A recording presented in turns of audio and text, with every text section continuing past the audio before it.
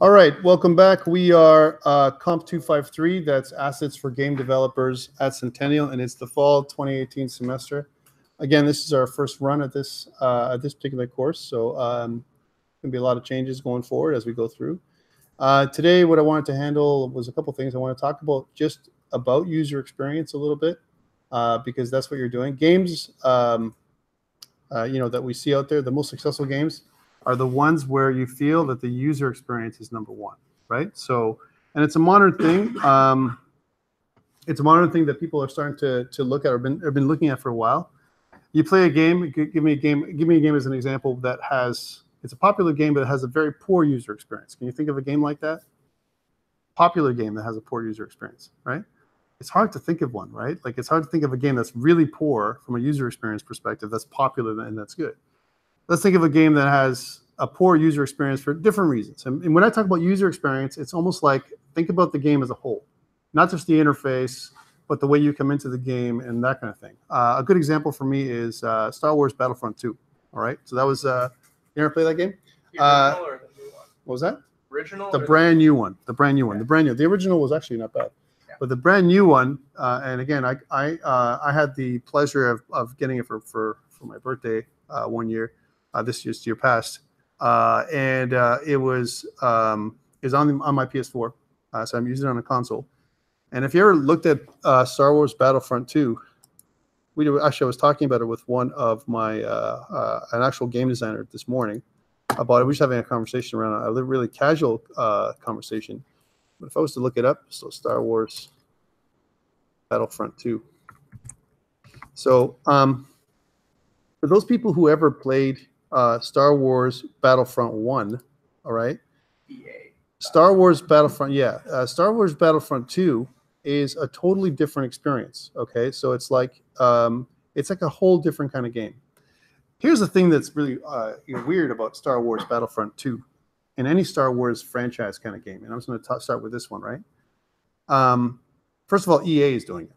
Okay, so right there, once we say we put EA in front, and I hate to say this about EA because when EA first started, many years ago, 20-something years ago, or whatever it was, I've been with EA for different games for a long time. It was an awesome studio. It was an awesome kind of company, right? They produced incredible games back in the day, right? And then something happened to EA, and it was like they became more business-centric and less user-centric, which is kind of a weird thing, right? If you think about it, right? So here's a game, and I'm bringing this up because there's been a lot of controversy with Star Wars Battlefront 2 over the last couple of years, actually, when it first came out. I remember last year around this time, I think there's a big controversy about loot boxes, right? And how some places in Europe and in Hawaii thought that loot boxes were like gambling for kids, right? It was a kind of thing, right? And so Star Wars Battlefront 2, they really thought about this idea of, hey, we have the Star Wars IP, intellectual property. We have the Star Wars IP. We're EA. We are this massive company. And we're going to make this game, and we don't really care so much about the kids play this game. We want to market this game so it's a big moneymaker. That's what it felt like, right? Now, what their actual intent was with the game might be totally different, right? But when the designers started making it, and they included DICE again, which I think was a great company. I think DICE started off as a really cool company, but then now DICE is involved with this whole EA scandal. Go ahead. I have to say, because of how crappy it feels, because you watch the videos and you see how enthusiastic DICE is about making Star Wars and all that, and then you have EA come in and be like, yeah, but we want you to put this in there, and then everybody starts trashing their work. Yeah. And as someone studying all this, it hurts. Sure, it does, especially if you're a Star Wars lover. So it hurts because EA is kind of put their thumb down on DICE and kind of said, this is what we want. But they're actually using Star Wars IP, which is owned by Disney, right? So we have two massive companies, right? Disney, the more massive company, the big behemoth, the way it is, right? It's like I don't know. Some people call Disney, working for Disney, working for the Nazis. And that's maybe a little bit unfair, but at the end of the day, that's how big Disney is. And I think that they have all this IP. They have the Marvel IP. They have intellectual property. They have the Star Wars IP. They have a bunch of other things too. They have all the Disney films and everything else, all the Pixar films because they own Pixar. It's a massive media engine. Fox. All right, Fox now, yeah, that's right. And they're plus they're so they're all this stuff, and so EA, is making this Star Wars game, and everyone was kind of looking forward to the first Star Wars Battlefront 1 game, the latest one I'm talking about. I had that on the Xbox, right? And when you first kind of join that game, there is some first-person story kind of stuff, but not a lot. It's all multiplayer based. So there isn't like a first-person story mode or whatever, not too much. In this game, there is. There is a first-person story that you can walk through, and where you kind of like are part of the Empire starting off, right? And as you become part of the Empire, you leave the Empire. It's actually a story from a female character of the Empire, and then you kind of leave the Empire, and then you become kind of part of the Resistance, all right? So that's what the story is behind Battlefront 2. So there's a bit of first-person story. But the big problem about Battlefront 2 is the user experience was messed up because of this whole loot box system, and it's almost like you had to pay to win, right? And that pay-to-win mentality is a very bad thing nowadays for the user experience when you come to play games, right? You want to join a game and have equal chances to win, and it has nothing to do with your money, right? That's the idea.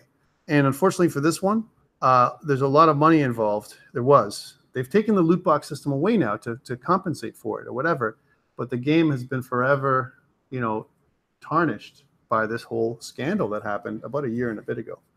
So that's kind of a part of user experience. And you might think like, so what does this have to do with game assets or whatever? It has everything to do with game assets, because if you think about it, when we make something for the user is going to see our interfaces. The user is going to see the way things run. And actually, this is a messed up game. Like if you ever play Battlefront 1 or Battlefront 2, they're completely different games, first of all. It's almost like they started with Battlefront 1. They had this mechanic. They had this way of running the ships. There's two kinds of ways you can play Battlefront 1. You can play on the ground, right? You can play a famous character like Luke Skywalker or Darth Vader. You can do those kind of things. You can also play, PvP. You can play, PvE kind of stuff when you're playing against AI. Well, not really PvE in terms of like player versus environment in terms of a story mode, but really this is Battlefront 1. Battlefront 2 changed everything. So all the stuff you had learned pretty much in Battlefront 1, Battlefront 2 just basically said you don't know anything anymore, right? You have to start everything again. The weapons were different. The way they fired were different. The way you move your ship in combat was slightly different. The maneuvers were different in your ship. So everything you learned in the previous game was kind of completely wiped out. But think about that for a second. The user experience, you're moving from one game to the other. And these games were released very close together. It wasn't like a big gap, like 4 or 5 years. It was like 2 years, right? So some people still own Battlefront 1 and Battlefront 2, and they're totally different games. In fact, I still think that Battlefront 1, in many ways, is a much more simpler, a much more kid-friendly game than Battlefront 2, right? I prefer Battlefront myself. You prefer it? I prefer it in certain ways. There was some things I didn't like the loot boxes, but in general, I felt like they improved a lot. And again, they're trying to they're trying to profit on some of the stuff that's gone on, right? Again, you can play famous characters like Luke Skywalker, and you can play famous, have a chance to fight in legendary locations, like it says. Both Battlefront 1 and Battlefront 2 allow you to do this, right? And the locations, I'll be honest with you, are very beautifully woven. Like they look really authentic, right? It looks absolutely awesome. Yeah, when I played this in this thing over here, even here, the locations like actually transport you and immerse you into the game. So this is kind of a good thing. And I'm using Battlefront 2 because of good things and bad things about it. From a gameplay perspective, though, I'll tell you, there's a lot of haters. There's a lot of haters of Battlefront 2. A lot of haters in terms of like the way the weapons work, the way they're janky when it comes to firing and whatever, their mechanic in terms of overheat. There's a lot of other stuff that happens, and it all lends to the overall game user experience. Yeah. I was reading something interesting about that actually. It's actually from I think Rosenwater, the guy who designed the Magic the Gathering. I think. Okay. Yeah. He's the lead designer, I think.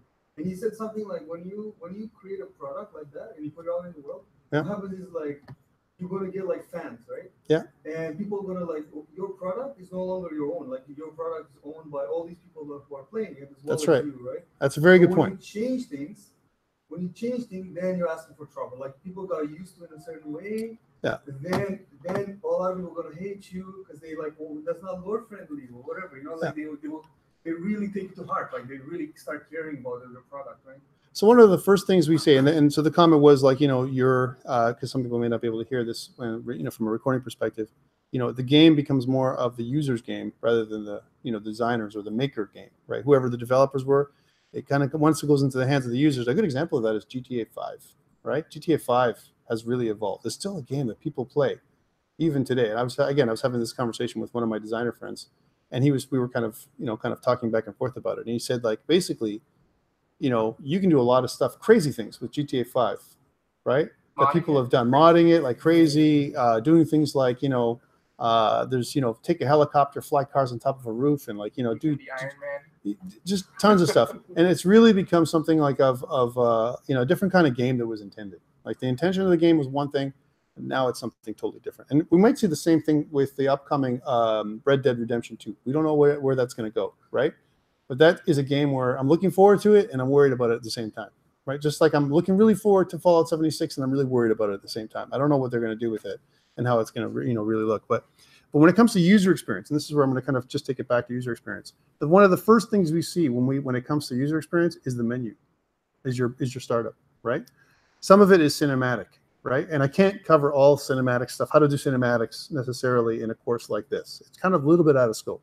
Like, to do a cinematic course, almost it requires a course of its own, right? We don't have that at Centennial right now. Maybe one day we will, a cinematic course, like how to do really cool movies and cinematics with the tools we have. Even Unity can do it. You can make cinematics with Unity. If we have time, maybe I'll kind of show you how to use the timeline a little bit later on.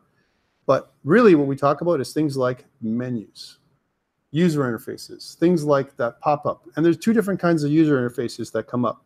I'm just going to go away from the screen so that I just don't keep on pumping EA on my video, right? But so a couple things is there's diegetic. The word is called diegetic, right? And non-diegetic. And you guys should have learned that in your COMP253 course. Okay, so diegetic and non-diegetic, right? So so this is kind of a review for those people who did that. So basically, and it comes from the word diegesis. All right, this is where it comes from, right? So if I was going to go to Wikipedia for a second and look at this, and I'm sure you guys have had the same kind of study when it comes to your COMP253 course, right? It's really the idea of a narrative, all right? So diegesis, right? It comes from this like Greek word, diegesis, right? That's how you can pronounce it, right? Diegesis. And really what you're saying is the idea of this narrative, right? So you have a storytelling style, right? And so diegetic elements, right, if you think about it, are elements that kind of work within the story, right? So in the narrative, right? And they're usually unobtrusive, okay? So we're going to talk about this a little bit because I got to talk a little bit of concepts before we get into the technical part, right? They talk a little bit about, you know, how it weaves nicely into the story elements, and they're not obtrusive, okay? If it's obtrusive, and a good example of an obtrusive non-diegetic story user interface element would be high score or a score. That's non-diegetic because your players will never see that.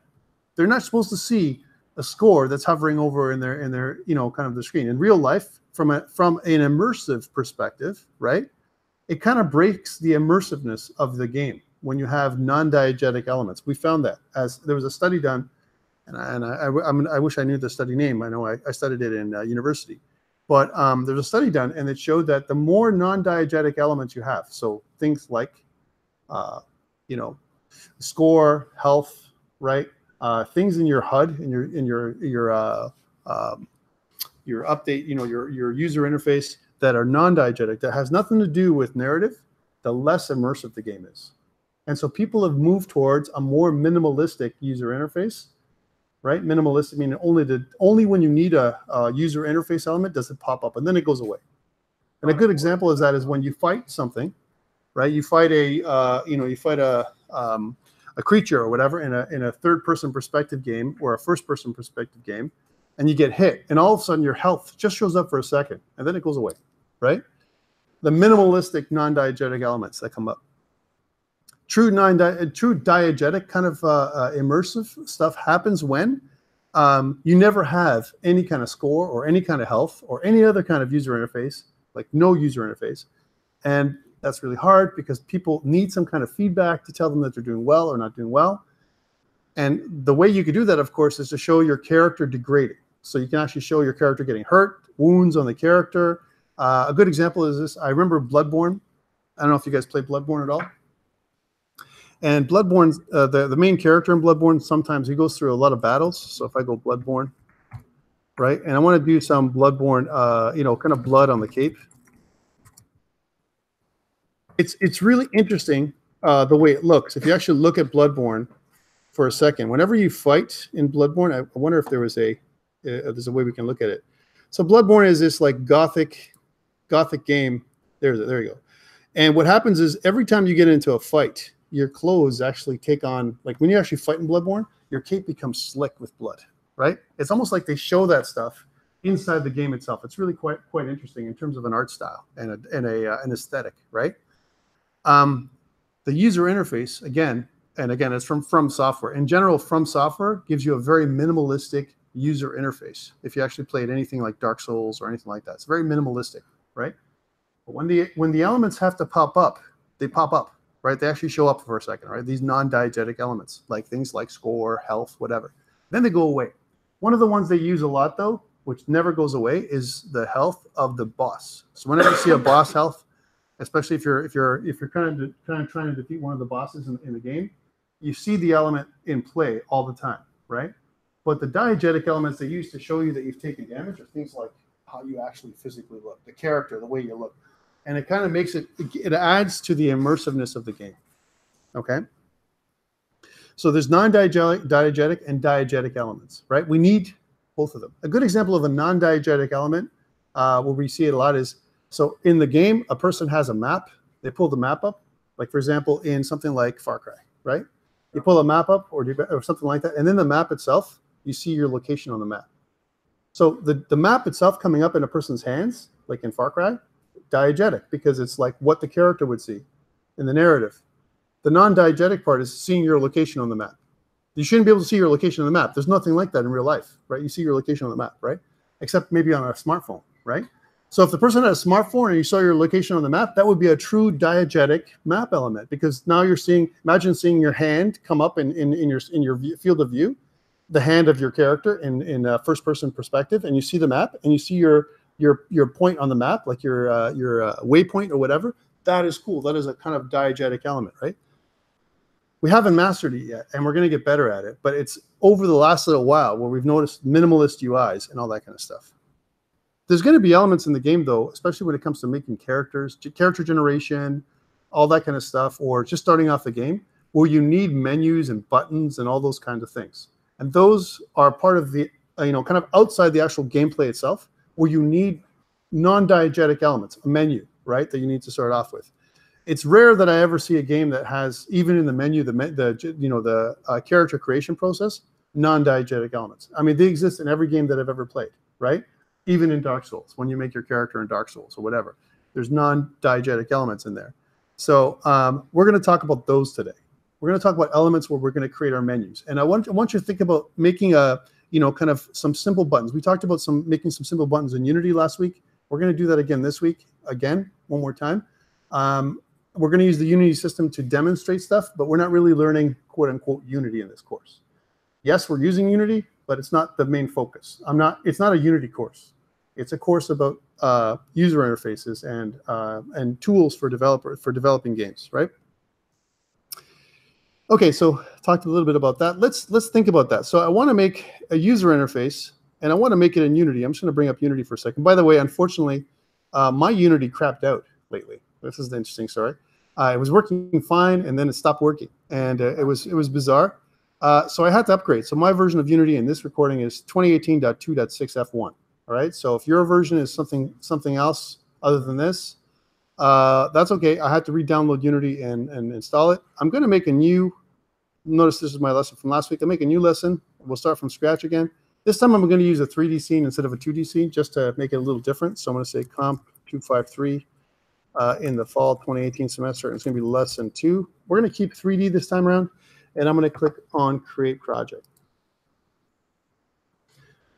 Even though we have a 3D scene, what I'm going to talk about is 2D elements in the scene, which we're going to make our user interface again. I want you to talk about that a little bit. And there's going to be some elements in the scene that we're going to be using that are, 3D just for demonstration purposes, and there's going to be some 2D elements, which is the user interface. And we'll talk about ways of using the user interface in more detail today.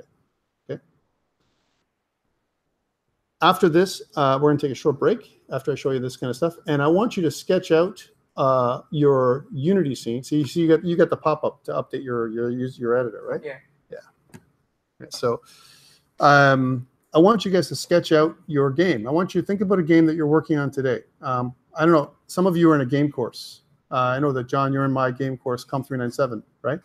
And anyone else in COMP253 in the course? I don't think so. You guys are all on other courses, right? I think they're all in fast track. So you guys don't have game programming 1 at all, right? No, I'm from the fast track. So you're fast track. So all of you are. So if you're from the fast track program, that means you haven't taken COMP391 yet, right? Yeah. They're taking Wallace. You're taking it now. They're taking it with Wallace. All right. now. So this is kind of, well, okay. So this is kind of a compliment.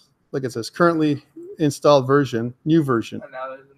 And I just installed this today, right? Which is kind of weird. Was it worse issues than what you had last week with Blender? No. I figured those issues out. It was all to do with my the thing that program I installed. So there's no issues anymore. Those issues are gone. All right. So I've got a scene, and we talked about last week how I like to plan out my Unity stuff. I'm just going to switch to a different. I'm going to switch to different display settings for you guys so you can see the screen a little better. I'm going to shift down. I'm going to go to about 150%, right? So it's going to be a little bit different in terms of what you see, which is going to make my screen very messy looking. Not that it's not messy looking. It's messy, right? Well, yeah, it's a lot of icons. But one thing I want you to notice is my layout, right? So again, I talked about this last week. I created this layout where I have some, and again, I started off the regular layout. Right now, this is called the 2x3 layout. I'm going to save my layout so I can come back to it. But I'm going to recreate this thing with you again one more time. I'm going to call this, Tom split layout. That's how you do it. This is Tom split layout. But let's go back to a traditional default layout. And I'll tell you why I don't like this again one more time. Small screen space. We talked about this last time. Big icons, which, for the assets, which I don't want to use. My sample scene has, a very small space for the hierarchy. And a much bigger inspector area with a couple of things here like the game and the asset store. All right, so those are the three things that they have here that they give you. So the reason why I don't like this is because it just doesn't utilize my space correctly, right? Again, what I talked about last week is going to default to the layout and moving to a 2x3 layout. Okay, 2x3 layout. By the way, does everyone have Unity up? Please have Unity up and we'll do this, right? So again, what I did was I built up my layout by taking my project, right, as an example, and putting it underneath, just dragging it underneath my my hierarchy like this, okay? So that's what I did first. I kind of dragged it underneath here. And I also used this area down here when I built up my layout. And I kind of used this slider down in the assets all the way to the left, which makes it more of a list view as opposed to an icon view. So I kind of moved it like this, right? So again, I just dragged this layout, this project down here. I went to a 2x3 layout for those people who are watching. Again, I recommend this layout. And then I took my game and I kind of pulled it in next to my scene. So my game tab is next to my scene tab. It's over here. I got a big area that I can work in now. And I got my hierarchy here and my project here, okay? I'm just going to switch back to mine. I've added a couple of additional things in my split layout.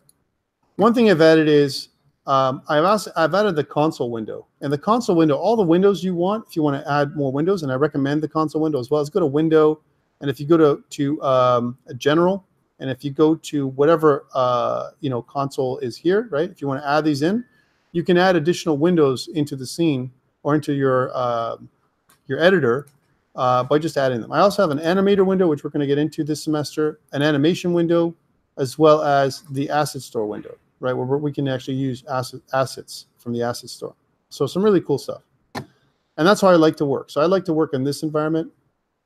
Other ways, and I kind of follow the Unity way of doing things in terms of, I renamed the scenes folder, yeah? Oh, yeah. Is it 2D or 3D, right? 3D. I'm in 3D mode. Yeah, I'm making it 3D this time to make it a little different than last time. Okay, so I'm in the scenes. I'm in my assets, and I'm going to rename the scenes folder to _scenes. So I recommend that. So I'm going to kind of do that. So going back to assets, I'm going to rename this thing. So I'm going to go rename. You can do it two ways. You can click once and click again. and then press underscore scenes. And what this does is it puts the scenes at the top for me. So all my scenes go at the top, right? The other thing I'd like to do is add some more. I'm going to right click here. I'm going to go to create a new folder, and I'm going to add another folder called scripts. So I'm going to do that again. So scripts, there it is. So scenes and scripts. And I'm going to change my scene. So I have one scene that exists right now. Inside the scenes folder, it gives you something called a sample scene. Okay, so this is a sample scene. And what I want to do with a sample scene is rename it to main. Okay, so this is my main scene. For those people who've never used Unity before or who've only used it a couple times, the really cool thing about the sample scene, people know I teach, but they call me anyway. That's an amazing thing. It happens every time. Sorry. An Apple Watch. It is. You have an iPhone? I do. Yeah, so just I'm just gonna talk. All right, so the scene itself, if you think about it, right, is this scene? It's got a 3D elements in the scene. So if I put my mouse inside the scene itself, I can select different items, like for example this item here or this item here, which is my light. It's a directional light in my scene and the camera in my scene. Notice my main camera also shows up there. You can also select it inside the hierarchy. So if I select here, those items are also selected in the scene editor, all right? So the scene editor shows you items you're going to manipulate. If I use my scroll wheel and I highly recommend when you download Unity, you have a 3-button mouse. In fact, for any 3D stuff we do this semester, if you don't have a 3D mouse, get yourself a 3-button mouse, sorry, for 3D stuff. And the 3-button mouse is really cool because it allows you that third, the middle mouse button. A lot of the computers nowadays that you buy don't include a mouse at all, right? You have a touchpad. Touchpad in this course will not be good enough for what we're doing in Blender and the other stuff we're doing. You need a 3-button mouse. So if you actually zoom in, if you kind of scroll in your 3-button mouse, you can actually zoom into parts of the scene, zoom out, scroll in and out. All right, that's what a 3-button mouse does. And if you hold down the scroll wheel on your 3-button mouse, you can actually, pan across the scene this way. I can actually grab a hold of the scene. Notice my hand comes up, and I can actually move the scene across by panning across the scene this way. Right? That's what it'll actually do. Tape, do you? What's this? Because their class got moved, and people are going to keep coming in. Okay, I don't have tape. Does that make sense? So I can move around like this, right? If I want to orbit around a scene, a particular element, what I can do is I can highlight the element I want to move around, like for example the camera, right, as an example, and I can right-click and it'll orbit me around where my viewport is right away. So I can kind of orbit around, right, by actually moving around the scene by right-clicking and holding and dragging. Right-clicking and dragging will pan or orbit. Middle mouse button or middle mouse wheel, click and hold and drag will actually allow me to move the scene. That's kind of it kind of pans the scene from left to right, or up and down, which is kind of interesting to do, right? If I hold the shift key, right, and do this kind of stuff as well, you can also do that. If I hold the shift key, it doesn't do much here. The alt key, if I click on the alt key, it automatically, notice it changes my mouse cursor to an eye, right? And so I can use my left button to pan around. And if I press my right button, it actually zooms in and out of the scene with my right button if I hold the Alt key on your machine, right? So just some movement and so on. I wanted to show you that as well, right? If I hold the middle mouse button when I have with the Alt key pressed, again, it does panning. If I scroll in and out, it does zooming, right? And that's kind of the way you manipulate the scene, all right? Okay, so if I want to really quickly focus on an item, right, I have my item selected in the hierarchy. This is the hierarchy. And anything that's in the hierarchy, like I said last time in Unity, right, just to give you an example of that, anything that's in the hierarchy, let's just close the door, guys.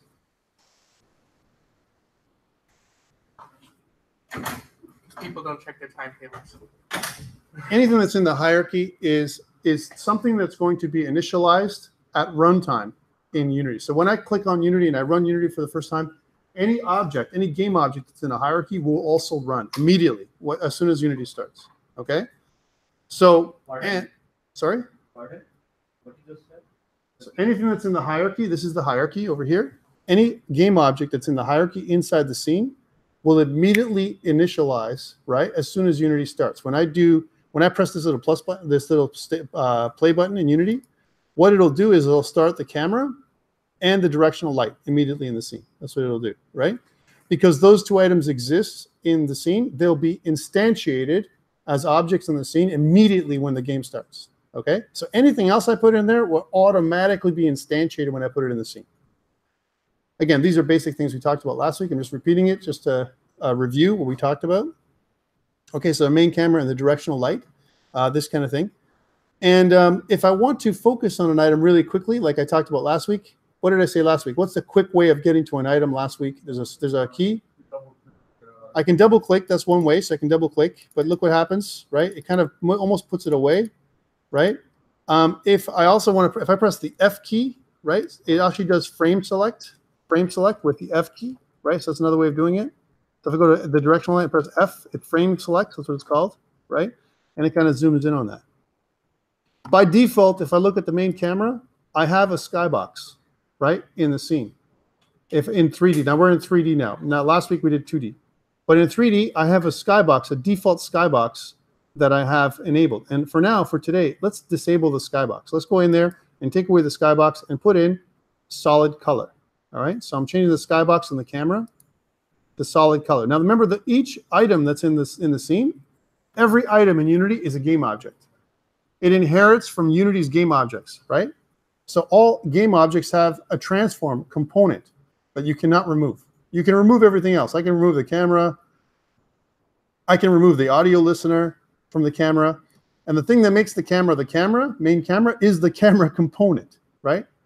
So I can make any item a camera by adding a camera component to it, which is interesting. Same thing with the light. The light is not really a light. It's a game object that has a transform component with a light component.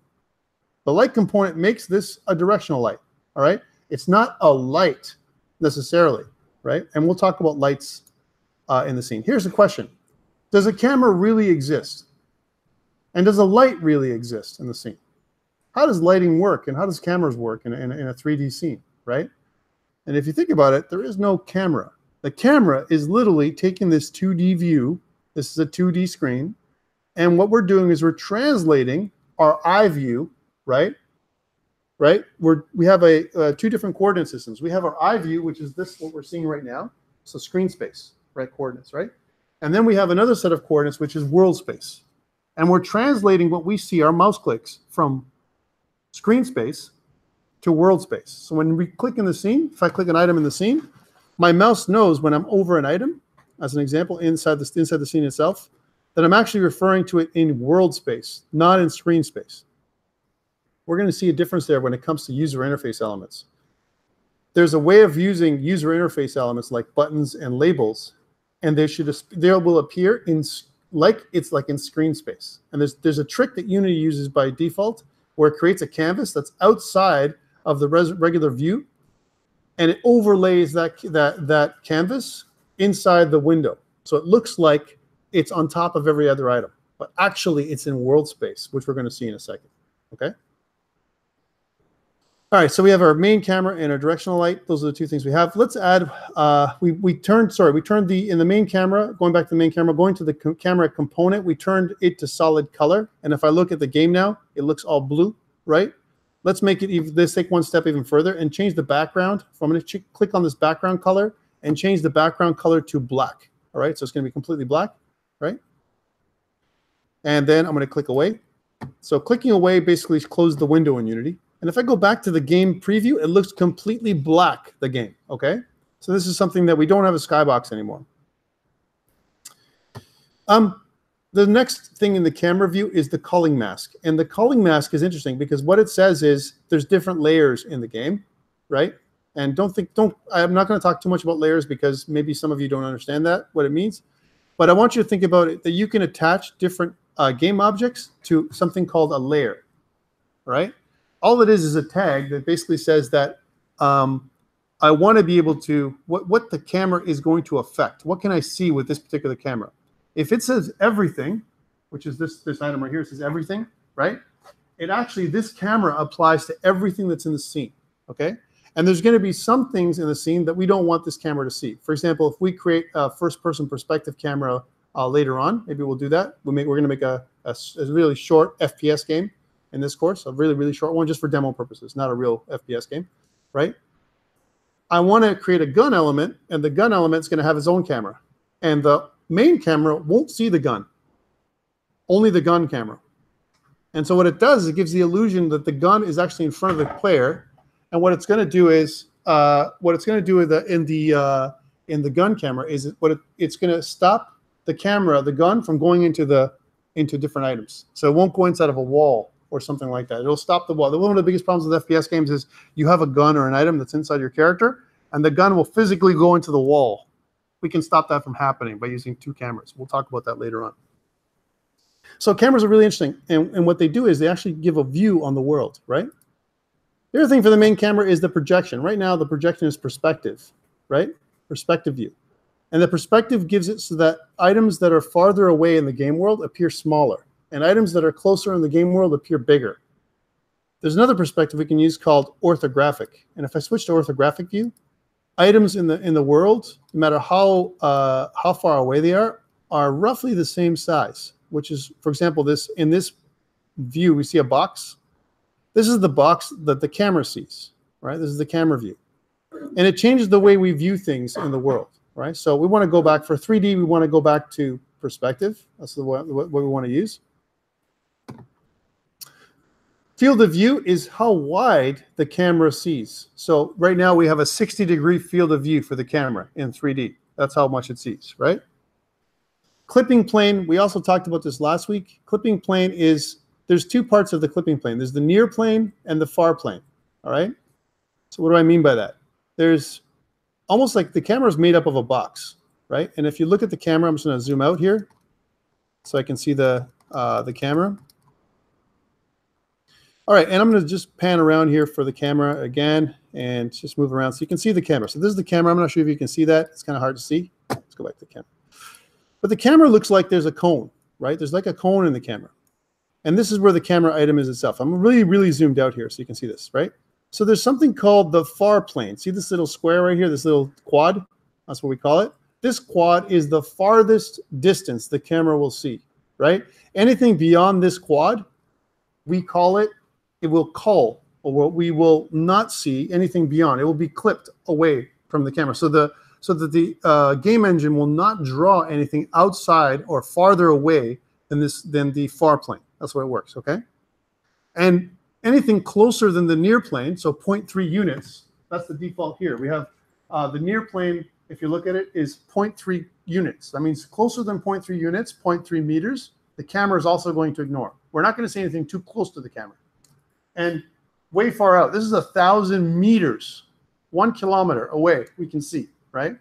And sometimes for games, that might be too far. Sometimes from a performance perspective, you can reduce that number to, like, let's say 100. And notice the difference. There's that little cone of view, if you will, the viewpoint of the camera, right?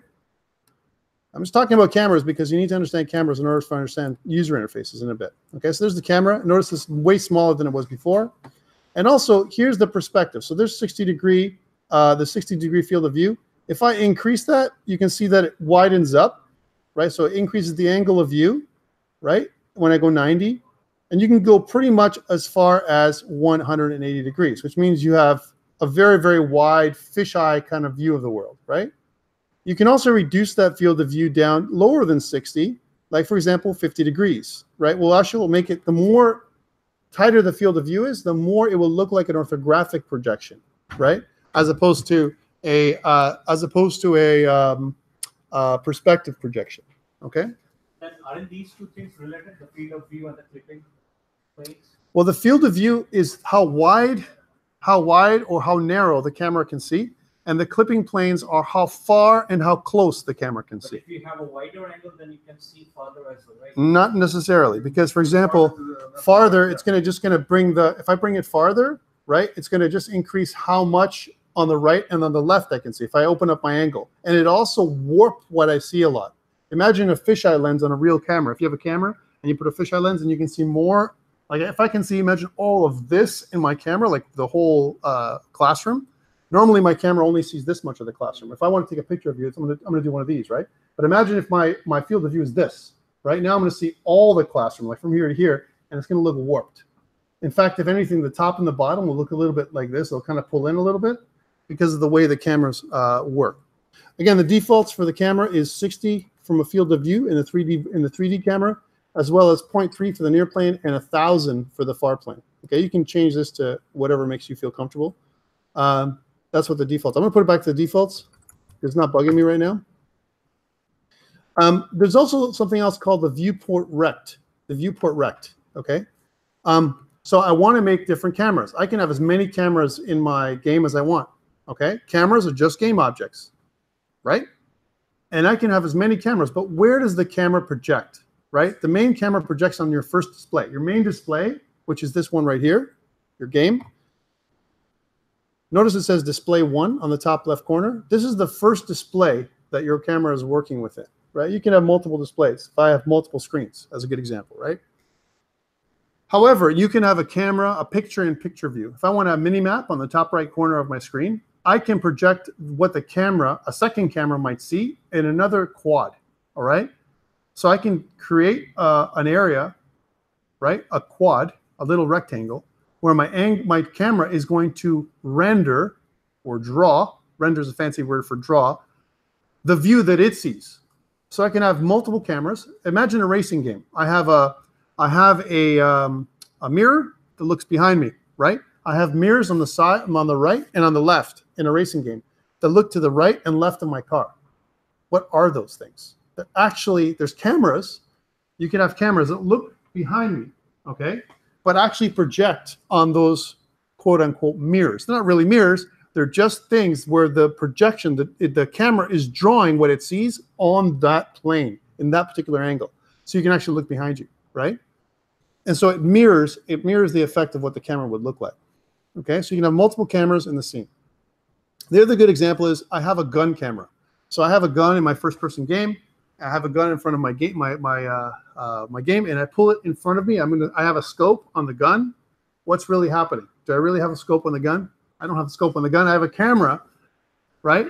That all of a sudden I swap between what I see, which is the main camera, to the gun, what the gun sees, which is in the scope, the gun camera. And when I do that, when I swap in and out like this, I can actually animate that change. Yeah. I know it's not for everything. Yeah. But I know there's a lot of FPS games where it's literally all they have is the gun and hands on the gun. Yeah. And there maybe feet, but there's nothing else. Yeah, there's no bot. We're going to actually do that. We'll do that later on in this course, right? You're going to learn more about that in your Game Programming 2. Game Programming 2, when you take that course as students, you'll learn more about 3D.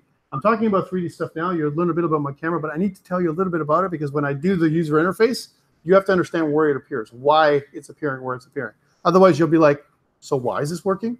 You don't know, right? I don't want to hide these details from you. But going back to Viewport Repped, which is this, Viewport Repped, you can see that there's an X and a Y, right? 0, 0, right? And there's also a W and an H, which is a width and a height for your Viewport Repped, right? So what I can do with my camera is I can do something like this. I can say that the Viewport Repped, take a look at the screen here for a second. The Viewport Repped, instead of being the whole width of the screen, I want to make it only half the screen. So 0.5, right? And I also want to make it only half height, 0.5, right? And when I do that and I play the game, as an example, there's no difference because you can't tell what I'm looking at. I'm looking at half the width and half the height of the screen, okay? In my scene, right, there's no physical difference that we're seeing right now. But what if I have multiple cameras? Multiple cameras. Let's make another camera. Okay, I'm just gonna, we'll talk about this again later on in your Game Programming 2 course where you see it's all about 3D, right? So I want to add in a camera. So I'm going to go to camera. So I added another camera. Let's make this camera over here. There's my camera. By default, again, it has default values, right? So my default value is my skybox. Let's turn that skybox off, right? So I'm going to make it a solid color. And for now, let's leave it at this really funky blue color, right? So I've got my funky blue color. Notice that it says its width is 1 and its height is 1. Its width and height is 1. It's still perspective. It's still a 60-degree field of view. And it's still 0.3 and 1,000. But instead of starting it off, notice the first camera is 0.5, 0.5 width and height, right? So it's half the screen. So it's almost like something like this, right? And I want to have this other camera, which is going to render on the same screen. That's what I want you to see this, right? But instead of having 1 and 1, I want to have it 0.5 and 0.5. So this is 0.5 and 0.5. Take a look at what I'm getting here now, right? Here's 0.5 and 0.5, right? This is this camera, right, in the main scene. And instead of starting at 0, 0, by the way, the 0, 0 for the camera is way down here, okay? This is 0, 0, which is kind of different. Normally, we expect games to start 0, 0 up here, right? Where we draw to the right and down, right? But in Unity, 0, 0 is down here. If I wanted to kind of come to the top right, right? I would say that I want to start off at 0.5 on the X, right? So if I go 0.5 on the X, right? That's bottom right. And I want to start 0.5 on the Y. And now that's top right. So I can move my camera anywhere I want, right, on the screen. It's kind of an interesting thing. So the Viewport Repped tells me how much of the viewport my camera is going to take up when I see it on the screen, okay? Going back to my main camera now. My main camera, even though it's 0.5 and 0.5, it looks like it's the whole size of my screen because, unfortunately, it's the main camera. So there's no point doing this, huh? The color's black, but let's look at this. Let's change the color of the camera to something else. Let's change the color of the camera to red. So let's make it a red. So this is where it looks like right now. I'm just giving you the idea here. You can't see it, but this is where my main camera is. I've just changed the background color to red, right? And so what happens is the only part of the screen that the main camera will appear, the whole world will appear red, first of all, in that camera. And here's the top right of the camera, right? So let me go back to the scene. Where are these cameras? Well, actually, they're right next to each other. So if I look at the main camera, there's also the other camera, and they're layered on top of each other, right? Right now, there's nothing for the cameras to look at. And so let's give it something to look at. Let's give it a plane and a sphere, okay? So I'm going to give it a right-click in here. I'm going to add a couple of things in my hierarchy. I've already added a camera, so we'll call this, just to make it so it makes sense, we'll call this the, this is the top right camera, so top right camera. That's what this thing is. And this main camera we'll leave as main camera for now. Okay, so top right camera. And we'll add another element in the scene called a 3D object. We'll add a plane. So here's my plane in the scene. We'll also make this position of the plane 0, 0. We'll zero this thing out. So we'll reset it. And we'll press F to frame select it. So there's my plane on the scene. And if I go back to the game now, you can see that both cameras can see the same thing. They both see the plane. Okay? And one thing to note is I want to bring this plane, for now, I'm going to bring my game scene in the same view as my scene, just to make it easier for me to play with. Okay? So this is my game scene, so we can see what we're seeing here, right? So there's the cameras, there's two cameras, there's the plane, right? I want to bring my plane down a little bit. So there's what my plane is going to look like. I'm going to bring this down a little bit. Okay? So this is what the camera sees. They're both the same camera. They're in the same location pretty much, right? And what I want to do is I also want to include, so we'll call this plane, by the way, ground. This is my ground plane. Okay. And we're also going to put another thing in the scene, a 3D object called a sphere, right? There's my sphere. You can see the sphere in my 3D scene. And I'm going to pull this sphere closer to the camera, right? So you can see how as it approaches the camera, it's a little bit easier for us to see, okay? So nothing too crazy here. I'm just going to make my scale, I pulled this, so you can actually reduce your scale or change your scale in the view. I'm making it so it takes up my whole view so you can see it. Okay. And again, I can pull this up. I can see more or less of my game just right here so you can see what the preview would look like, right? The reason why I don't like this view, and this is the default 2x3 view, is because you see a very, very small scene and a very, very small game, and I like to have those separate. But for now, what I want to do is I want to set this up to help me align my cameras, okay? If I scroll in and I'm going to pan around or orbit the scene a little bit, I'm going to orbit, and I'm going to use my middle mouse button here to get behind the camera. So this is where the camera looks. Let me get behind the camera. This is the camera. So if I look at my main camera, it's right here, and my top right camera is also right here. Okay, so I'm clicking on my top right camera. I'm going to move this camera now. Now watch what happens to this view right here. If I move my camera, I actually can see a different perspective, right, from one camera to the other, right? So you see that this camera is here, and if I want to really move it to be the top right, I can actually move it way up here, okay? And I can also, just like any game object, I can change, on the top here, you have different controls for each of the game objects that are in the scene. This hand tool allows me to pan around the scene, no problem, by clicking and dragging. This tool here, and by the way, the shortcut for this tool is the Q key. This tool, the shortcut for this tool is the W key. This one is the E key. This is the rotate. The R key allows me to scale my object. The T key allows me to do some more bounding and so on, right? So the ones we want to use right now is the W key, which allows me to move my camera around, right? If I use this one, which is the E key, I can also rotate my camera. So notice my camera is right now is pointing out there, and I don't see much of my plane. I want to see more of it, but from a different perspective, from the top right perspective.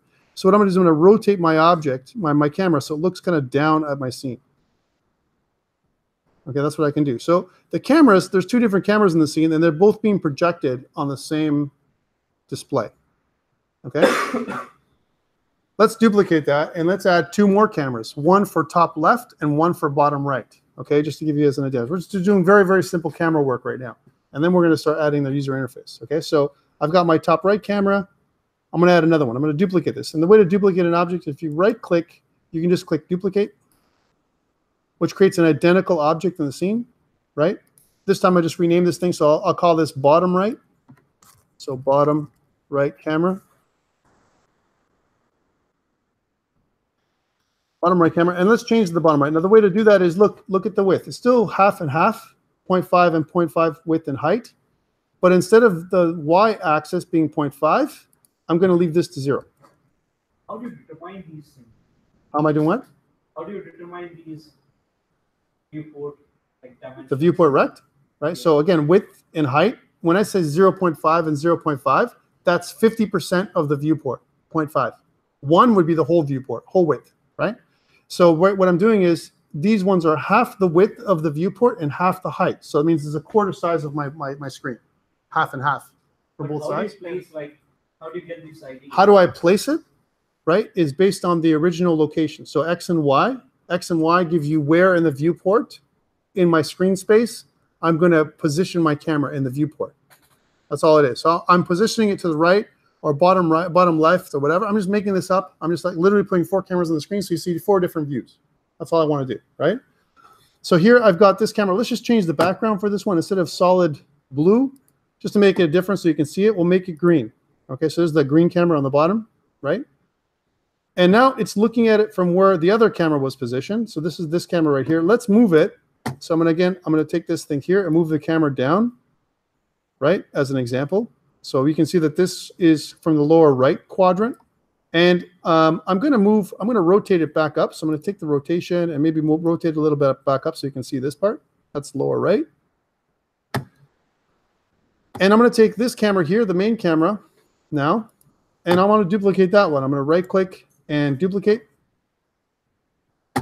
And I'm actually going to take this my main camera and rename this thing to top left camera.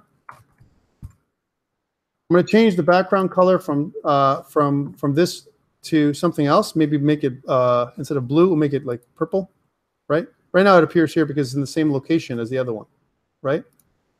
And one thing to note is we're going to talk about audio listeners in a second. I want to move this top left camera to the top left of the screen. And what I wanted to do is notice, but by default, it's the x-axis is 0. That's just good. But the y-axis is going to go to 0.5. I have 4 cameras in the scene. In this case, I want to move it to the left. So I'm going to take the move arrows and move it to the left. So this is going to move to the left of the screen. And I'm going to look down by taking this, the rotation of the camera and kind of pointing down.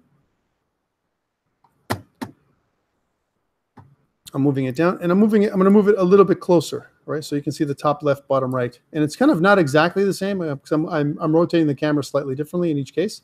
And notice that the main camera is still kind of in the middle. It's not really bottom left, right? That's why I'm leaving it as main camera, right? Okay, cool. So you have 4 cameras They're all, you know, seeing different parts of the scene. I'm going to take this game right now, this game tab, and put it back up there. So I'm going to put this back up here just to give me some more space so you can see what it looks like. So a couple things, right? I can see whatever the camera sees is going to be projected on different parts, different rectangles on the screen. And you can do that by having as many cameras as you want, right? Typically, we only have one, okay? But if I really wanted to, I can have multiple cameras. Just to make the scene a little bit more interesting, I'm going to go to my scene itself. I have these 4 cameras. By the way, we're going to get rid of the other ones. I'm just giving you this example just so you see how what the camera actually looks at and how we can actually see the user interface. All right, so we have these 4 cameras, but I want to add in my assets, I'm going to add another folder. I'm going to right-click in my assets and add another folder. So create a new folder. And the new folder I'm going to create is going to be called Materials. In my Materials folder, I want to make a new material. I'm going to double-click in there, go into my Materials folder, and create a new material. Okay, that's what I want to do. And we're going to I want to make a material that is kind of a brown material for the ground. So I'm going to make a material called ground, right? And for now, all I'm going to do, very, very simple, is I'm going to go into the albedo. This is the albedo map, right? So I made a new material called ground inside the materials folder, right? And I did that by right-clicking and going, you know, create new material, right? That's what I did. And inside the material folder for ground, I'm going to change the color so it's kind of brownish. Something that looks like this. Okay, so I'm going to pull this thing over here in this brown area. And then what I want to do is I want to drag this material onto the ground plane. So I'm going to take this material and just drag it onto the ground plane like this. I'm just dragging it over. All right, so now this ground plane has this brownish material. Okay. Notice it's a little bit metallic, right? It means it's a little bit shiny. And I can make it more shiny or less shiny, more metallic or less metallic. If you don't like this, the shader right now is the standard shader, right? We can change the shader to something that has specular color, which is like kind of shininess, right? And I can change the smoothness right down to 0. If I change the smoothness to 0, it makes the ground very matte looking. So no reflections at all, okay? So that's what it looks like here. We have a very matte color, right? As an example on the ground. And I want to make this sphere a different color too. So let's add another material. So I'm in the materials folder. I'm right-clicking, and I'm going to make a new material. Here's my new material. And let's call this material sphere. All right, so we have the ground and the sphere. And let's change this albedo. Again, we'll make it a different color. We'll make the sphere kind of an orange color because we don't have orange in the scene. And an orange color would be something like that, right? And I'm making it more orange. There's my sphere. It's more orange. And I can pull it. Actually, let's add some more red in there, more red tinges to make it more of a burnt orange. You can actually control the colors of your swatches right here on the bottom too, not just here in the color wheel, but down here. You can do that. And you can actually assign a fixed color. If you want a special color for it, you can do that as well. Okay, so there's my color. And I want to assign this sphere color to the sphere that's in the scene. So I'm just going to drag and drop it on top of the scene, on top of the sphere like this, right? And I'm going to leave the specularity. I'm going to leave that little shininess. Right. So I've got like an orange sphere and some brown ground. Let's see what it looks like in the game. It looks like this. And the ground is not really brown. It's kind of a weird color. I did this because I want to have something to look at when we're doing this stuff. Okay, so we have 3 views, 3 camera views, and they're all looking at the same objects from different perspectives. Okay, that's what they're doing here. All right, any questions around cameras, what they do? They actually take a view of the world and they project it onto some rectangle in your view, in your display. That's what they're doing. By default, it takes up the entire display. It's one display width wide and one display width high. That's what the cameras do, okay, by default. Okay, for now, things to do. What you can do is, and you can delete objects from the scene by right-clicking and pressing delete, or you can disable objects. So here's a great way of doing it. If I go to my top left camera, this one, and I uncheck this little box up here, right? Now it's disabled. I can enable it by clicking it again or disabling it as often as I want. Okay, that's what this does. So I can disable this object. So I don't have to remove it from the scene. I can just disable it if I want. I can do the same thing with my bottom right camera. I go to my bottom right camera and I can disable that one. And I can go to my top right camera and I can disable that one. I can disable all the cameras. And this main camera, I want to make it this whole size of my screen again. Let's do that. So I'm going to make it my whole size of my screen. And I can change my viewport recs. First of all, notice that my X and Y coordinates from my main camera, if I go back to my main camera here, are 0, 0. I want to keep those. And my width and my height, I want to make them 1. If I make 1, 1 as it is, I can make it so it's a split screen game. I can make a split screen game this way, right? Where I have 2 players, right? One player's camera is on the bottom and the other player's camera is on the top, right? Or I can make it the whole view. Again, I can make it back. I can put it back to the whole view. Now this red color is kind of ugly. Let's go back to black. So I'm going to go back to black. Again, this was just for you guys to understand how cameras work. Okay, but I got a bit of a problem here, right? I said that the ground should be brown and my thing should be orange, right? And my ground, if I go to my ground material looks brown, kind of. Not really, look up here. But this is the actual color. This is what it may look like with general lighting down here. If I want it to be darker, I can darken the ground, right, in real time. So I can see more of a darker brown, right? Down in here, look at as this point approaches darker colors, like darker shades like black, it'll actually reduce the amount of light that will show up in the scene. It looks like there'll be a darker brown color. So question for you. So we have all these pixels on the screen, these pixels. And what I'm saying is that when applying a material to it and I'm changing the color, what am I really doing, right? Well, there's a bunch of things that are happening here at the same time, right? One thing is I'm saying that these pixels that are a part of the screen have a certain value. Remember, pixels are a short term for something called pixel elements. That's what originally were called, pixels, shortcut, or a shorter name for pixel elements. And they have 2 properties for the most part. They have position and color. Those are the 2 things. Every single pixel on the screen has position and color, right? All right, so I'm taking some pixels and I'm changing the color of the pixel based on, quote unquote, and I'm putting this in air quotes, the light that's in the scene. So if I turn this light off, if I go to my directional light for now, so I've turned off, to get the scene, I've turned off my top left camera, my bottom right camera, my top right camera, I've turned them all off, and I've taken my main camera and made it screen width and screen height at the 0, 0 mark, okay? If I take my directional light and I turn it off in the scene, I get this. I can still see it, right? How is it that I can still see something when the light is completely turned off in my scene? Look, I still see everything. Shouldn't the light in the scene be absolutely black? How come I'm not seeing everything? I should see complete blackness. Why is this? And people have this problem when they make a game in Unity. They don't realize that there's something else going on here. There's something called ambient light that's also in the scene, apart from my directional light. My directional light is off. There's no more directional light. It's completely pitch black in my scene now, but somehow I'm able to see stuff. Sorry? Not actually pitch black. It's not actually pitch black. So if I go to my main camera, here, there's some other things we have to look at here. Okay, so one thing is that my camera is using this solid color, right? And it still has, when I say solid color, right? Notice that it has, if I put the skybox back on, it looks like this. This is like kind of a skybox. So the skybox is almost, think about an actual cube that sits inside the scene that we can see way in the horizon, right, inside the view. So, but there's still some kind of ambient color, and it's coming from somewhere. Where is this ambient color coming from?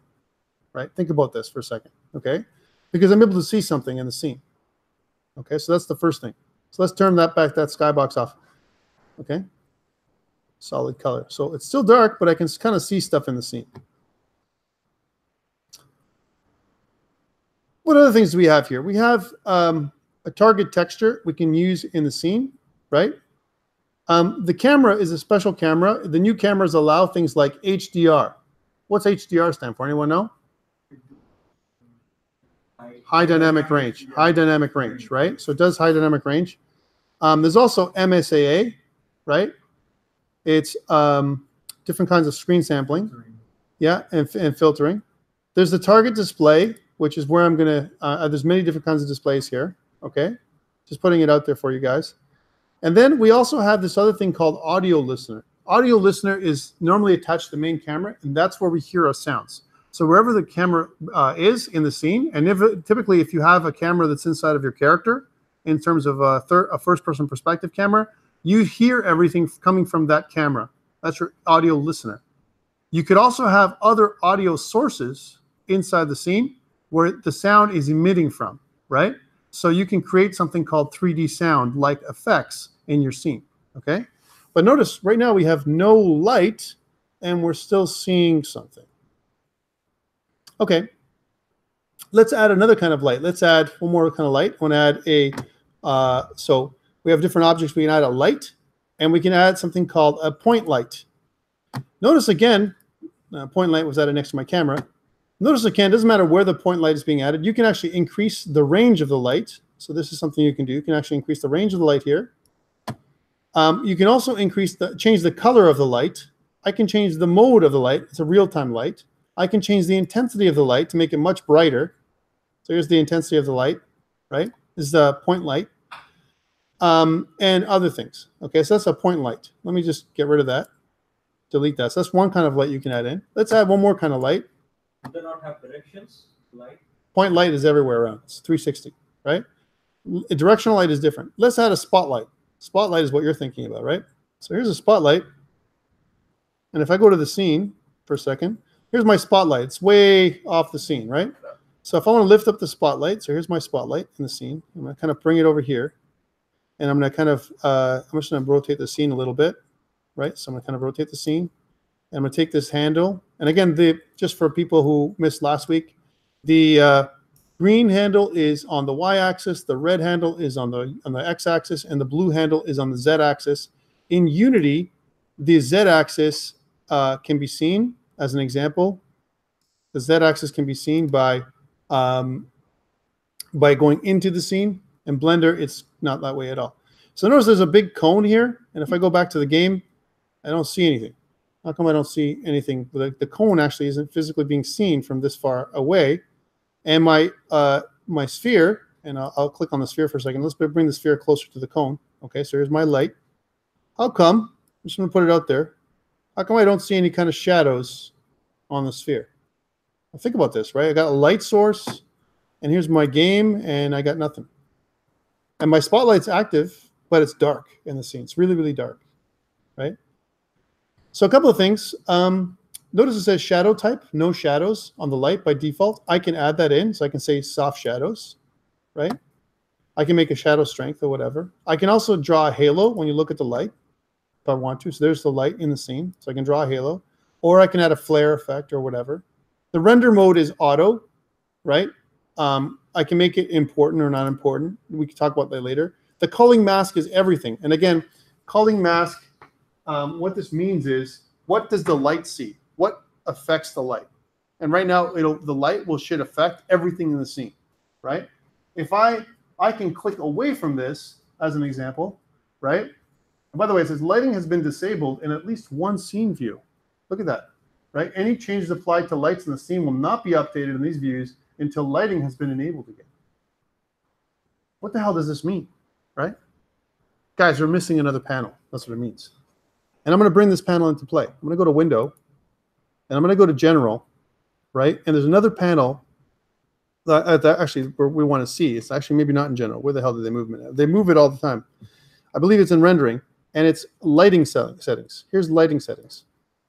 Take a look at this Lighting Settings panel. We don't normally talk about this. I want to take this Lighting Settings panel and put it inside next to the Services panel for now. Okay, take a look at this. Look, here's my default skybox. Here's my sun source. Here's my skybox. My source is my skybox for environment lighting. So that's why I'm getting a little bit of ambient light. It's still coming from my skybox. Even though it's turned off, my skybox is turned off, I'm still getting environment lighting, right? So that's one thing. So real-time lighting, it says, is not on. I can turn that real-time lighting on if I want. So that's one thing I can do, right? So that's one thing I can do. I can generate my lighting map, right? I can generate lights. But this is another panel that normally we don't talk about. There's also global maps, if we have anything, and object maps, which we can actually generate special light just for the object. But the skybox material here, and there's no sun source. Let's make the spotlight my sun source. So I'm going to take the spotlight and put it on the sun source. Again, no effect, right? My source for my environment lighting is my skybox, right? I can also choose a color. Look how dark the scene gets, right? And I can make that color really black, right? And now look what you see in the scene, like very, very little lighting. I can make it quite dark now. And this is all within my lighting panel, which is something different. That's one thing. Environment reflections is my skybox. Again, I can make it custom. I can change what the reflections look like. And instead of my source, my environment lighting being a color, I can also make it a gradient, right? Where I can make what my equator color looks like. So let's make my equator color in HDR really white. Okay, this is like ambient color again, guys, right? Ambient color, right? Ambient lighting, if you will. And my ground color, I can make a different color. I can also say my ambient mode is real time or baked. Baked means I have to actually compile the colors in my light that's in the scene. So really cool effects, and this is where the effect of the light comes from. Let's put back my directional light again. So I'm going to go back to my directional light and my inspector, right? My directional light right now is in the scene, but it's turned off. Let's put my scene back on, right? There's my directional light in the scene. I can also turn the intensity of the directional light low, so I can see that the intensity is lower, right? I can also make it so it's real time, so my directional light is more real time as opposed to baked, right? It's kind of neat. So that's how you this is kind of an intro to lighting as well, right? So then you have our light. Here's my directional light. Doesn't matter where you put that. There's my spotlight, right? As again, there's my spotlight, and I can adjust my spotlight colors as well. So my intensity can be a little bit higher, right? Right. So you can see my intensity higher, but it makes no effect. I can also change my shadows from soft shadows to hard shadows, right? To see if there's an effect on the light. Right now, no, right? And this is real-time indirect bounce shadowing is not supported for spot and point lights. All right, so that's something that it tells you to do. Again, I can draw my halo for the light, so you can see that there's a big halo in the scene, right? And we can add different lighting to the scene in this manner. Why are lights important? Without lights, 3D scenes are black, pretty much, right? But the lighting panel itself is something that people miss. They're like, where's that ambient light coming from? I just turned the lights off in the scene. Lighting panel. Lighting panel actually tells you where the light's coming from. I can also remove my skybox from the lighting panel. If I remove it, right, from the lighting panel, you can see that automatically it changes the lighting mode in my scene. I can change it from gradient to color again, make it really, really dark, right? So this is there is no ambient light coming from the scene. I've made it really, really dark, like a really black scene here, right? And let's go back to my spotlight. I'm going to just get rid of that. I want to get rid of the halo for a second. So now notice that there's still some kind of shadows that come down, right? And if I go to my sphere has the ability, when in my renderer, take a look at my lighting in my renderer, in my sphere. Okay, it says that I can actually add blend probes if I want to. We'll talk about that later. It actually does receive shadows, and it does cast shadows. If I turn this off, my sphere no longer casts shadows. So each object can be placed to cast or not cast shadows in the scene, right? Turn it on again. I can also include a static lighting. Here's my materials. Right now, my sphere has its own materials. Okay, there it is. And it also includes a collider by default. So lots of stuff in the as an overview of Unity's game engine. All right, so cool. It allows you to use light probes. This is the render. If I turn the renderer off in the sphere, it disappears. You can't see the sphere, even though it exists in the scene. All right. Renderer means if I have a renderer component, either an object is either being drawn or not being drawn on the scene. Okay, that's what a renderer component does. Basic components that we're talking about right now. Let's go back to the spotlight. Spotlight is range of 10.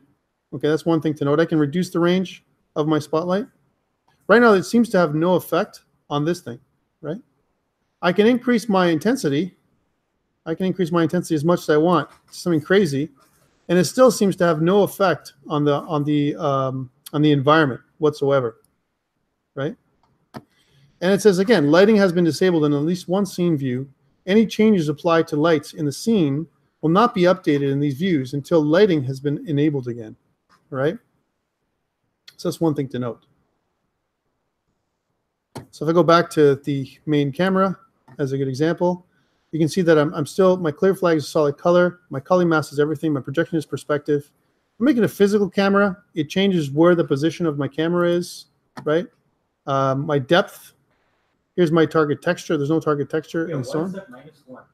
Minus one is the depth of the camera. So that's the layer of where my camera sits, right? If I make it 0 or 1, so let's say I can move that right now to 0. I can make it 1 because that's on top of that camera. So the negative means that the other cameras are going to appear on top of this one, right? It's almost like a layer, and the layers are drawn in order. So -1 would be the first one, 0, then 1, 2, 3, 4, and it kind of adds on to the camera, okay? So that's this scene. We've played around with this scene a lot, guys. We call this the main scene.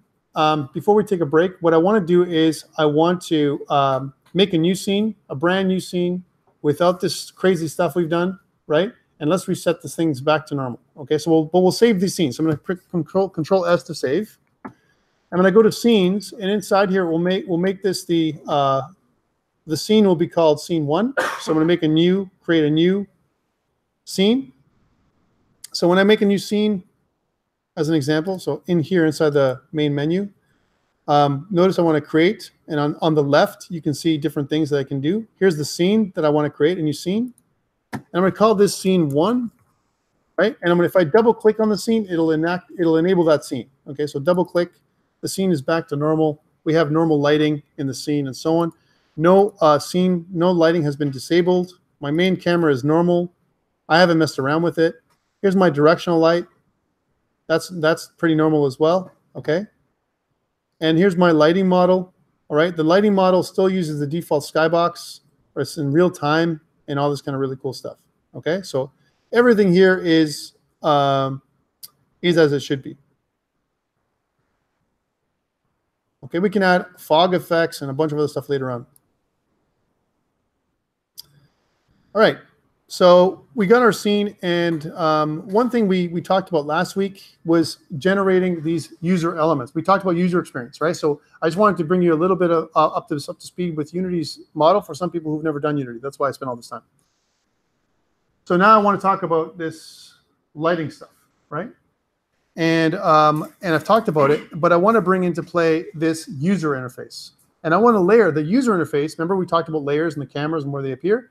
The user interface is going to appear almost as another object. It's going to create a canvas element in a second, and it's going to look like it's way off of the screen, like a massive thing somewhere on the screen, which is a trick that Unity uses. So again, let's add in a plane. So we're going to add in a new object. So 3D object plane, right? Let's undo that. Do it inside here, not in the directional light. So a plane, here's the plane.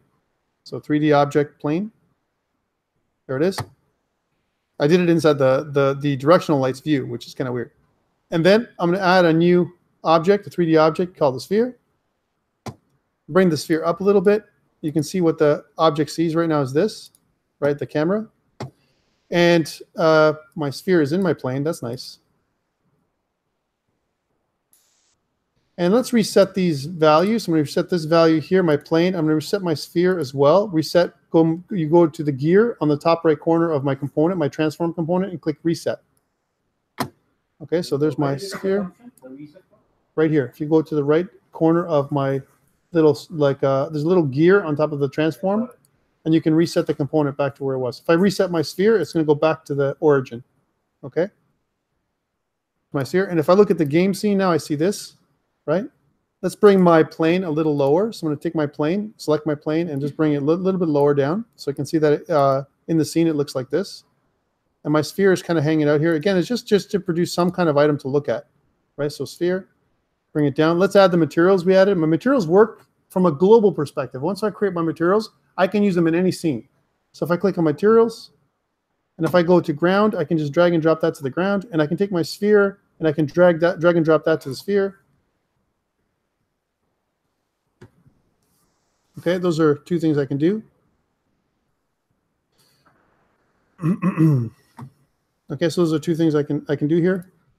And now my scene, it looks like this, just like we had before, right? And I want to layer a menu on top of this thing, all right? I have something in the background or whatever playing, and I want to layer a menu. So, by the way, if I press play here, I'm going to see this exact same scene. There's no difference, right? How do I layer a menu? What do I mean by that? I want to add a button to my scene, like we did before. If I right-click anywhere in the scene itself, right-click, and I add a new UI element, like we did before, okay? And I want to call this new UI element a button. I want to add a button to the scene. Here's my button. A button will float. It'll appear in front of my scene in my game. It'll look like this, though. In real life, what it actually does is it actually does something like this. It takes my button. I'll zoom out here so you can see it. And it creates a canvas way over here, right? There's my canvas. By the way, this doesn't have to be the way to do it, but see the button? It actually creates a button in the middle of my screen, right? So it takes this massive canvas, all right, that's in global space, but it's so far out, it's so far away that you can't actually see this thing. That's number one. At least that's how it appears here. In the game, right, all you see is some kind of button that's overlaid on top of my scene. I made this on purpose so that you can see that there's a scene in the background, but there's a user interface on the foreground, right? And the user interface, it appears to be something that I can maybe click on, right, when I press play. So if I press play, and if I go to my scene when it's playing, I can see that there's some effects. If I hover over the button, there's some default animations. If I click onto the button, I can see that it's something I can click on, and it's over top of the scene, okay? And I did that by placing, when I pressed the button, Unity did two things. It added something called a canvas element, which is this big square space right here, right? It also added something called an event system. The event system is always listening for button clicks or user presses if it was a mobile game, okay? Always listening for some kind of interaction. That's what the event system does. I have this button right now, and it has an optional text component. This text component I can remove. I don't have to actually have a text button. It could be an image, but the text component is optional. And right now it says button. If I scroll down in the text component of the text button, I have a thing that says button. Let's just change this to click me. So click me. We kind of did this last week. So my button now says click me. Take a look. It says click me. I'm looking at the. I can actually go to 2D space. If I click the little 2D button here, it actually helps us. Here's 2D. Okay, I can actually look at the what the thing will look at. I just click 2D here on this 2D little button. It'll actually help us look at the user interface a little bit differently. Here's my click me button. There's the button in the text. And let's put a label on the screen, okay? Let's put a label somewhere on my canvas. So I can do that. I can go in the canvas element, and I can right-click onto it, and I can go UI, and I can go to text. Okay, I want to add some text. It layers on top of where this thing is. By default, it's in the same location, right? But you can see that I have this thing called new text right here in the top left corner. It's really hard to see, okay? If I want to move it, I can click on this, the W key on the new text, the label, and I can move it somewhere else like this. So you can see it separate. So there's a text and there's a button. Yay. It's really exciting. And the text element, let's just call this the label. We'll call this the hello label. Here's my hello label. Okay. And here's my button, which is I'll rename the button in my scene to click me button. Click me button. Okay, just so we see it in the hierarchy. All right, so my click me button and my hello label. My hello label right now, okay, if you look at the label itself, here's my label. It has a text element or text component inside of it. And right now what I want to do is I want to wipe it out. I don't want to have the text component be in there at all. So there's nothing in there. Okay, this is what I want to do. When I click the button, I want my label, which is right here. You can't see it, but it's right here. I want my label to say hello world. Yay! How do I do this? So I've got a couple of elements. Just to recap. I got a couple of elements here. I've got my button element here. I've got my hello label, which is a text object here, right? And I've got my my event system and my canvas. And these things, by the way, guys, are way far away from my actual scene. My actual scene is way down here. That's where my scene is. You can't see it. It's way down here, right? So this is really massive and big on the game world. This is one way of doing it, by the way. And notice the canvas, what it says. The canvas says it renders in screen space as a screen space overlay, which means that you'll never see this thing in the game world. I can never see this canvas. However, I can change this. I can change this from screen space to screen space camera to world space. If I change to world space, we'll be able to see the canvas in the scene, which is kind of weird. It means we can see our if I'm a player from a first-person perspective, and if I put it in world space, I'll be able to see my canvas and my menu somewhere in the screen in the world. If I look up, yeah, way up there, it'll be there, right? But usually we keep it as a screen space overlay. It's actually on top of the screen, and we can't see it. Okay. That's why I talked about cameras, because I want you to understand the perspective of what we're seeing. All right, so here's our canvas. We've got this thing here, but there's no interaction. I need a script. I need a script for this to work, okay? So a couple of ways to do this is to create a script, another object that holds scripts. In Unity, remember I told you, anything in the hierarchy gets automatically instantiated in the scene, right? In order for a piece of script, a code, to work, it has to be connected to an object. I want you to think of it for now. There's other ways too. But for now, that's the main way you think about it. The script, which is in C#, is automatically triggered when it's part of an object that's inside the hierarchy, okay? So let's make that. So let's make a new object in the hierarchy. I'm going to call it empty, a new empty object, and we'll call it the game controller. So game controller. Oh, if I can actually call this thing. And notice there's a tag here, and the tag actually has a game controller tag that you can actually tag this thing as a game controller. There we go. All right, so I've got my game controller. It's an invisible game object. It has no components. It's just something that's going to hold our script. That's what it's going to be like. I don't have any scripts. Let's go into my scripts folder and make one. So I'm going to right-click inside my scripts folder, and I'm going to make a new C# script. There it is. And we're going to call this my UI script. You can call it whatever you like, but this way we know what it is. My UI script is going to do everything for my user interface. In order for me to make this script part of the scene, I need to attach it to the game controller. And the way to do that, there's two ways. I can drag and drop like this, right? That's one way of doing it. Or you can actually click on Add Component. If I click Add Component, I can search for the script, and I can see that there's a UI script, or I can make a new one, and then it'll attach the same way. So I can attach the a script component onto my game object, okay? So my script right now, if I look at it, there's a shortcut of a preview that looks right here. If I want to actually modify my script, I need an editor. The default editor for Unity by default is MonoDevelop. In recent years, they've changed that to Visual Studio. So if you have Visual Studio installed on your system, it'll actually pull it up in Visual Studio. If you don't have Visual Studio, Unity will ask you if you want to install it in your installer, right? Which is kind of interesting. It'll install the community edition of Visual Studio. That's what it'll install. And the other options are Visual Studio Code or some other text editor. I like Visual Studio Code, so that's the one that's going to come up for me. So if I double click on UI script, it should bring up VS Code. And this is what my script looks like. I'm just going to hide this part in Visual Studio Code. A couple things to notice when your code comes up, right?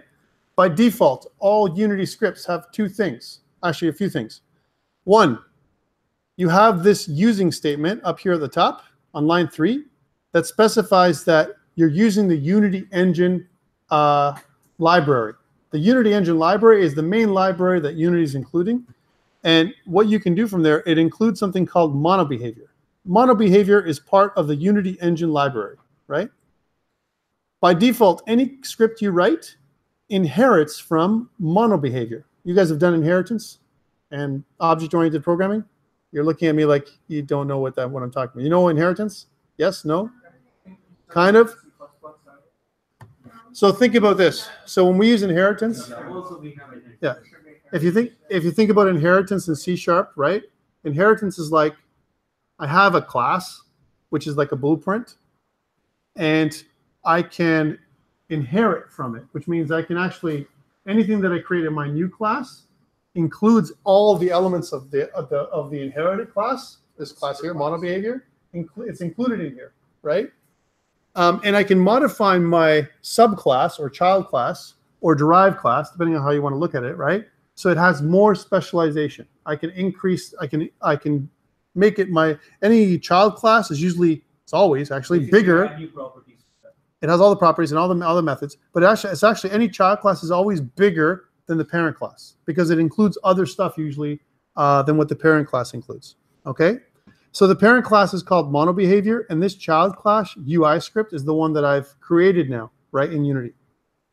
So by default, you're going to get two methods when you make a script in Unity, even if you don't understand object-oriented programming for now, right? You're going to get the start method, and you're going to get the update method, okay? In Unity, when you actually do any Unity lessons, they always talk about these two things as functions, the start function and the update function. In fact, maybe that's a better way to think about it as opposed to a method for now. Notice that there is no constructor. So if you're used to object-oriented programming in C#, there is no constructor that's being shown here, but actually the constructor is being accessed by default through the monobehavior script. I can create my own custom constructor by using the same name as my object, UI script, right? Just like normal in C#, okay? I don't want to do that though right now. So typically what we do is in the start script, right? In the start script, we put any initialization behavior, things like initializing variables, give them values, whatever. And in the update script, this update section, the update function runs every frame. So anytime I put anything inside there, it'll trigger every single frame, every frame. Okay, that's what it does. In order for me to make my button work, like I talked about last week, we need two things, right? I need to, down in here, and down, I need to basically do something like this. I'm going to have to make a public function, right? It has to return void. And it has to have, it has to be named. It could have one or no parameters, more than one parameter. So I have to call it, I'll call this the click me button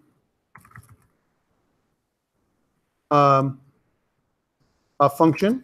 Right now it takes no parameters. Okay, it doesn't return anything, it returns void. And for now, just to see that it works, there's two ways to print stuff out, to make, print out. In C# we use console.writeLine. Remember, if you're a C# person. In Java, we use system.out.println to show in the console. Here we can use debug.log, right? Debug.log actually shows something like clicked, right? So we can kind of prove that it's being clicked on. And we can also use a new function, fairly new, called print. Print also does the same thing. So there's print as well as debug.log, and both things do things slightly differently. So this is the click me button function that's inside of my UI script, okay, right now. That's all it does. So right now what I want to do just to start, kind of interaction between the button and the script, I want to save the script, so Control-S to save. I want to go back to Unity, right? You can see a preview of what my script looks like here in Unity. That's a good thing. And what I want to do here is, in my game controller, this is the game controller that houses my scripts, right? In my canvas, in my button, inside the button itself, I'm just going to kind of make this smaller. So if you scroll down, there's an area that has the button script. My button script actually has a couple of elements we're going to talk about later on.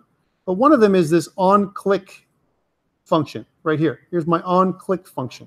We talked about this last week really briefly, and we didn't have a chance to finish. If I click this plus button, I can add a behavior to this script. And what I want to do is I want to take the whole game controller here, and I'm going to drag and drop it on top of the button. Now, if you notice, I have a couple things. I have the UI script, and under my UI script, I have this click me button. It should say click me button script like this. It should appear here like this now, right? The click me button script is something that I am going to enable whenever I click the button. Let me do that again, okay? So people who didn't watch or missed that. So I'm going to get rid of a script, I can just click minus. So normally inside the button object itself, there's an area down here where it says button script. And if I go down here where it says on click, I want to click this little plus button. And the plus button has a little space where I can drag and drop my script. Now, I can drag and drop the script by itself, or I can drag and drop the game controller, which houses the script. This is what I want to do. I want to take this game controller, drag and drop it onto the script. And now notice that I have on the right a little pull-down menu that comes up, and I can specify which object or which thing that I want to access. I want to go to the UI script, which is the script that I've attached to the object, and I want to go down to where it says click me button. Click me button is the name of the function that I made inside the script. And the reason why it appears here is because I made it public, it returns void, right? And it's inside the script. If it's not public, it would never appear here. And if it doesn't return void, also wouldn't appear here. Scripts, event scripts cannot have any kind of return type. Just letting you know. If I click onto this thing, now every time I click on the button when it's launched, it'll actually enable the script to run. Okay, that's what it does. So let's try this out. So I'm going to run it. And here's my button. All right, here's my 2D scene, or my 3D scene. I want to click on click me button. And now notice in the console, here's my console window. In my console window, which will also appear down here, I want to see that it clicks. And there you see that there's the button that's clicked. That's important. That interaction works. Okay. Console's here. But consoles also appears a little one-liner appears down in the middle at the bottom of your screen too. If you have your game screen in your game screen. A button doesn't work for you. There's doesn't highlight. Did you run it? Yeah. You have to run the scene. If you don't run it, it's not going to do anything. You have to run the game. I'm running, it doesn't work. Okay, I'll come around in a second. All right, and if I look at the console, you can see that I clicked it several times. All right, I clicked it several times. It just doesn't matter, man. I just feel like Are we good? Are we good with this? So now I've enabled functionality with the button.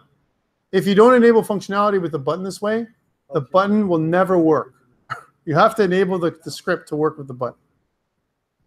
All right, it's about 12:30. I've made a button work with you guys so far. It's very simple, but I'm trying to train you on how to use 12. I said 2:30. It's 2:30. I've been talking for 2 hours nonstop. I think we need a bit of a break, right? And I covered a lot of little things, right? And just to get you guys to understand how a button works, we also talked a little bit about user experience. I'm going to keep talking about user experience and how good or bad this is going to be. One of the assignments, a little exercise I want you guys to do today is sketch out what your user interface is going to look like, okay? And then we'll do that by the end of the day. All right, so let's stop recording for now, take a small break, let's say 10 or 15 minutes. And when we come back, we'll do a more complete user interface, all right?